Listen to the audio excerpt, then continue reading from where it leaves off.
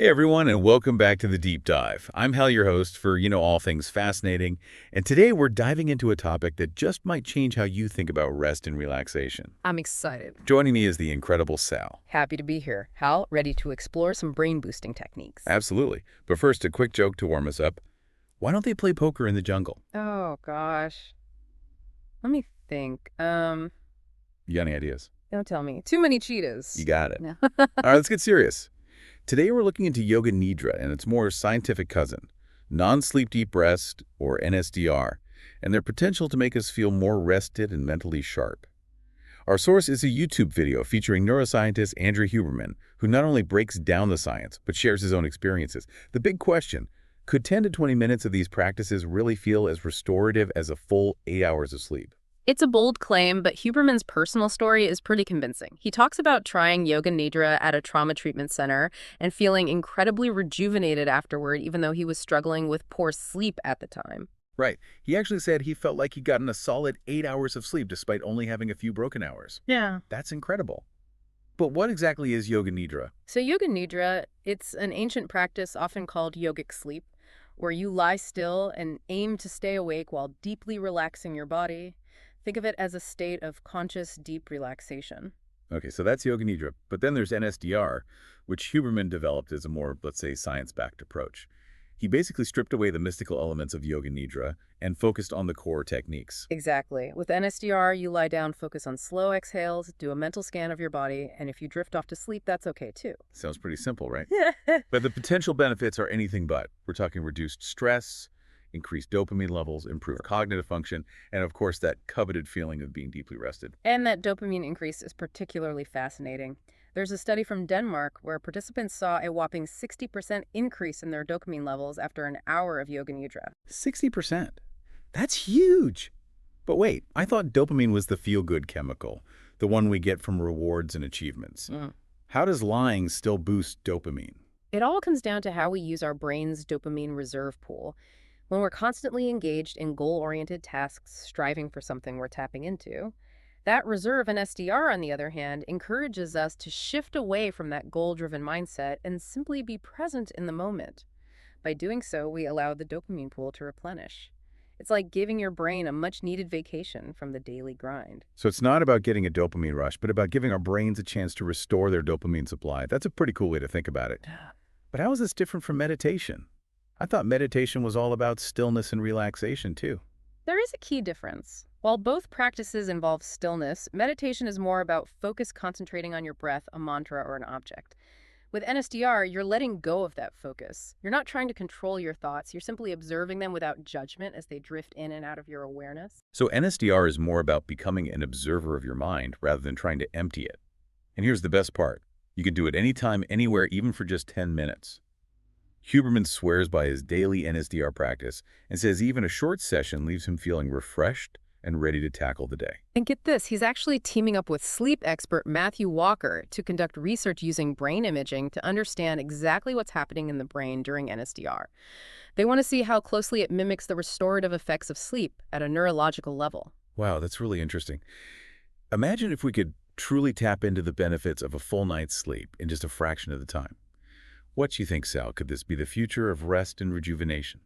It's certainly a possibility, but even without conclusive evidence, the anecdotal reports and early studies are incredibly promising. What fascinates me is the idea that we can intentionally influence our brain chemistry to achieve these states of deep rest and mental clarity. It challenges the notion that we're simply at the mercy of our busy schedules and sleep patterns. Totally.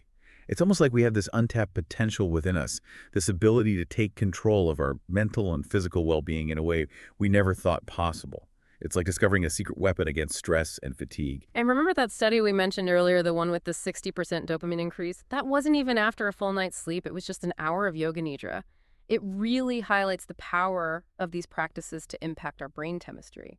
Imagine what consistent practice could do. 60%. Yeah. It makes you wonder what other untapped potential lies within us just waiting to be unlocked. It's like finding a hidden superpower.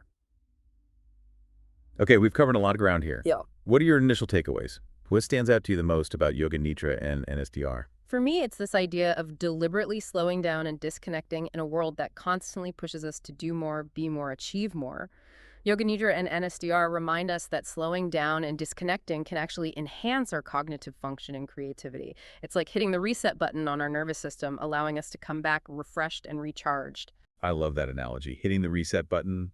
And the fact that even just 10 minutes can make a difference is so encouraging. I mean, who doesn't have 10 minutes to spare for a mental recharge? Exactly. It's a remarkably accessible tool for improving our well-being. Hmm. We're not talking about expensive therapies or complicated regimens. We're talking about simple, readily available techniques that anyone can incorporate into their lives. That's what makes this so exciting. And think about the implications. If we can cultivate this ability to deeply rest and restore our energy levels, we could potentially transform our entire experience of daily life. We could be more focused, more creative, more resilient in the face of challenges. It's like leveling up our mental game. Absolutely.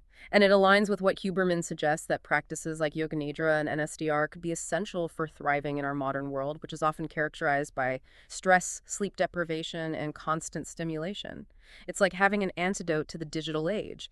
I love an antidote to the digital age. Instead of being swept away by the constant influx of information and demands, we can learn to cultivate inner stillness and tap into a deeper well of mental and physical energy. It's not just about feeling better, it's about functioning better. Improved cognitive function, enhanced creativity, increased emotional resilience. These are all potential benefits that could positively impact every aspect of our lives.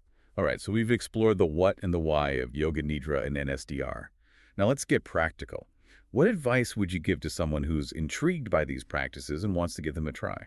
First and foremost, approach it with a sense of curiosity and experimentation. There's no one right way to practice. You can find guided meditations online, experiment with different breathing techniques, and adjust the duration to suit your individual needs and schedule. That's a great point. It's all about finding what works best for you. And remember, even a few minutes of intentional relaxation can make a difference. You don't need to dive in with an hour-long session right away. Exactly. Start small and gradually increase the duration as you feel comfortable. And most importantly, be patient with yourself. It takes time to cultivate these skills, but the rewards are well worth the effort. It's like learning any new skill, really. You wouldn't expect to become a master pianist overnight. The key is to start, be consistent, and enjoy the process. And who knows, maybe 10 minutes of NSDR could become your new favorite way to unwind and recharge. I think it's a practice worth exploring. In a world that often feels chaotic and overwhelming, these techniques offer a powerful way to reclaim our inner peace and cultivate a sense of grounded presence. Beautifully said, Sal. And to our listeners, if you're feeling inspired to embark on this journey of deep rest and mental revitalization, we encourage you to dive in. There are tons of resources available online, including guided meditations and instructional videos. And remember, even a small step towards self-care can have a profound impact on your overall well-being. Absolutely. And as we wrap up this part of our deep dive, let's leave our listeners with a final thought-provoking question. If 10 minutes of intentional stillness could truly feel as restorative as a full night's sleep, how might that change your approach to life? How might that change your day-to-day experience? That's a powerful question, Sal, Mhm. and one that I think we'll all be pondering long after this episode ends. Could exploring practices like Yoga Nidra and NSDR be the key to unlocking a new level of energy focus and well-being? It's certainly a journey worth taking. And that's where we'll pick up in part 2. We'll delve deeper into the research, explore some practical tips for getting started with these practices, and discuss how even small changes can make a big difference. So stay tuned, folks, because we're just getting started. Yeah, stick around for part 2. We've got more fascinating insights to share. And who knows, Hal might even have another dad joke up his sleeve. Hey, I resemble that remark. Yeah. All right, we'll see you in part 2. Until then, happy resting.